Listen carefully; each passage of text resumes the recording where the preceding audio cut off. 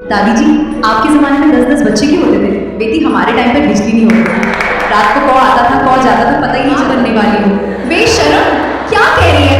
आपने ही तो कहा था, जब तक मैं कुछ बन नहीं जाती आप एक्टिवा नहीं दिलाओगे। साला, दो बातें आज तक समझ नहीं आई। पहली, जिसने पहली बार घड्डी बनाई उसने टाइम कैसे मिलाया होगा।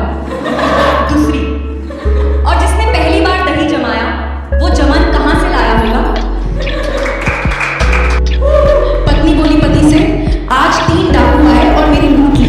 पति बोला पत्नी से, तुमने उन्हें रोका नहीं? तो फिर पत्नी ने भी बोला कि मैंने उन्हें बहुत रोका, लेकिन वो बोले अब हमें जाने दो, हम बहुत थक गए हैं। बेचारे डाकू लूटने तो सोना आए थे, पर भाभी जी ने उनका ऐसा पीतल निकाला कि वो खुद की जान बचाकर भागे होंगे। यार, हमारे इंडिया में सब्जी मंडी भी बहुत खतरनाक जगह होती है। कल मैं गई, एक भाभी वहाँ खड़ी थी, वो लंबे लंबे 2 बैंगन तो जा रही थी। सब्जी वाला बोला, भाभी एक और डाल दूँ, 1 किलो पूरा हो जाएगा। भाभी